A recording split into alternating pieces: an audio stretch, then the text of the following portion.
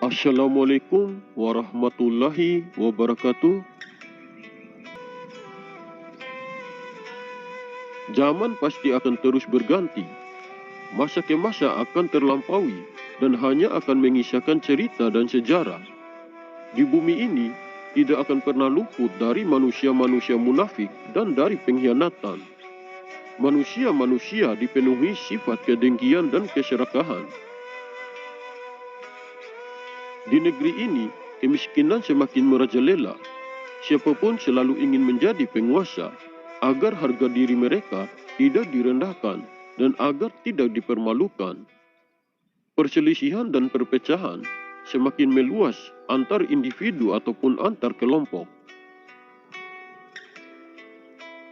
Setiap zaman atau setiap masanya akan selalu muncul kekacauan dan kerusakan di berbagai penjuru bumi ini. Namun semua yang terjadi di langit maupun di bumi ini hanyalah atas seizin dan atas kehendak Allah Subhanahu wa Ta'ala untuk makhluk-makhluk di bumi ini.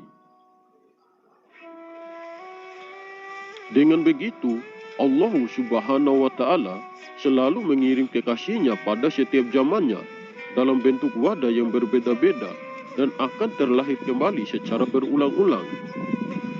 Sebelum wadah itu lahir ke dunia ini, Allah Subhanahu wa Ta'ala sudah menyusun dan mengaturnya dengan sempurna. Dan ketika wadah itu lahir ke dunia, Allah selalu membimbing dan menjaganya hingga ia tumbuh dewasa. Pada setiap zamannya, Allah Subhanahu wa Ta'ala selalu memilih seorang manusia yang akan menjadi utusannya untuk menjadi sebagai pemberi peringatan dan pemberi petunjuk kepada masyarakat manusia yang telah salah jalan, agar mereka kembali untuk melakukan kebaikan dan agar kembali pada jalan ketuhanan. Pada zaman Nabi dan Rasul, kekasihnya selalu lahir dengan wadah yang berbeda-beda. Karena setelah tidak ada lagi Nabi dan Rasul, maka muncullah wadah yang akan menjadi sebagai pewaris dan penerus Rasul. Walaupun menjadi wadah pewaris dan penerus Rasul, tetapi tugasnya hampir sama dengan tugas Rasul, yaitu menyebarkan tauhid yang sebenarnya dan menjadi rahmat bagi seluruh alam. Setiap kemunculan kekasih pilihan Allah pada setiap zamannya untuk menjadi sebagai tangan dan kaki Allah di muka bumi ini, sehingga melalui kekasihnya itu Allah Subhanahu wa Ta'ala bisa dikenal oleh makhluk-makhluk yang ada di bumi ini termasuk manusia. Dan kemunculan seorang manusia yang menjadi sebagai tangan dan kakinya pada zaman sekarang ini diberi gelar sebagai Imam Mahdi ataupun Al-Mahdi. Nur Muhammad adalah jembatan penghubung antara Allah dengan makhluk-makhluk di bumi ini termasuk manusia. Maka setiap zamannya Allah selalu memilih wadah yang berbeda-beda untuk menjadi kekasihnya, yang dimana di dalam wadah kekasihnya itu terdapat Nur Muhammad. Dan lewat wadah kekasihnya itulah Allah Subhanahu wa Ta'ala bisa dikenal oleh makhluk-makhluk yang ada di bumi ini termasuk manusia. Allah mengirim utusan di muka bumi ini selain untuk menjadi sebagai pemberi peringatan dan pemberi petunjuk, karena Allah ingin dikenal oleh makhluk-makhluk di bumi ini, bukan hanya sekedar untuk diakui saja. Seperti yang dijelaskan di dalam hadis qudsi, Allah Subhanahu wa Ta'ala berfirman yang artinya, "Aku adalah perbendaharaan tersembunyi. Aku ingin dikenal, maka kuciptakan makhluk." Pernyataan bernada metaforis ini bahwa Al-Khaliq ingin dikenal oleh makhluknya mengandung sebuah pesan tersirat yang sangat dalam maknanya. Allah Subhanahu wa Ta'ala menciptakan segala yang ada dengan cinta dan kasih sayangnya. Dengan demikian, bentangan alam semesta lahir karena semangat cintanya. Segenap makhluk yang ada di dalamnya, termasuk manusia, lahir karena cinta dan terwujud dari citranya.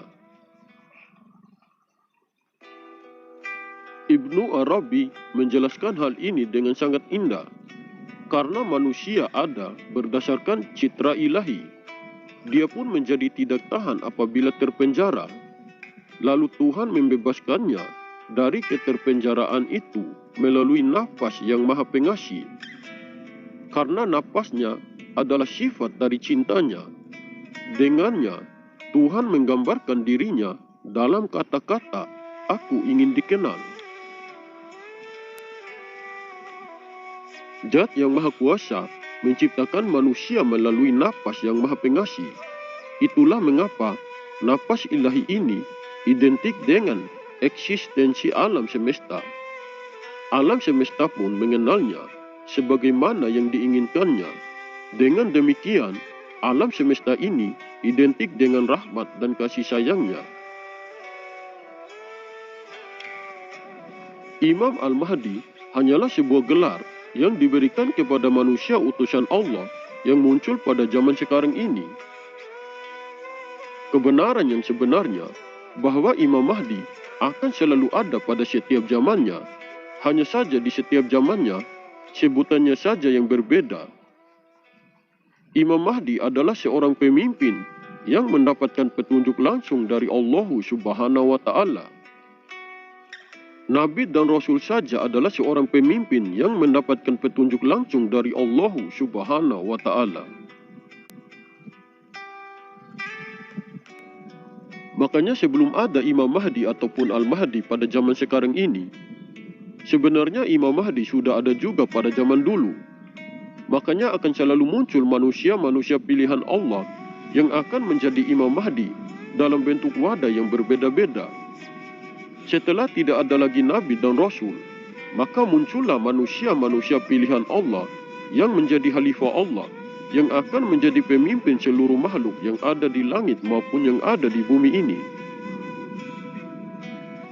Kehadiran manusia utusan Allah yang menjadi sebagai pewaris dan penerus Rasul pada zaman dulu disebut sebagai wali kutub.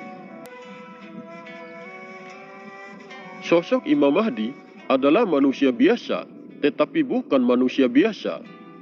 Maksudnya adalah bahwa sosok sang khalifah ataupun Imam Mahdi tampak johirnya hanyalah manusia biasa saja, tetapi di dalam hati dan jiwanya dipenuhi oleh cahaya Allah, dan di dalam dirinya memiliki kemampuan ataupun kekuatan yang sangat luar biasa, sehingga kekuatannya itu tidak mampu dijangkau oleh akal dan pikiran manusia. Kami seringkali mengatakan kepada sobat semua, kalian boleh percaya atau tidak dengan informasi yang kami sampaikan ini. Terserah kalian saja, yang penting kami sudah berusaha berbagi informasi ini. Kalian jadikan saja informasi ini adalah sebuah cerita dongeng, atau jadikan saja informasi ini sebagai bahan referensi untuk diri kita masing-masing. Oke sobat, mungkin ini saja yang bisa saya sampaikan. Lebih dan kurangnya saya mohon maaf. Semoga informasi ini bermanfaat. Terima kasih. Wallahu a'lam bishawab. Wassalamualaikum warahmatullahi wabarakatuh. Salam MSLB Channel.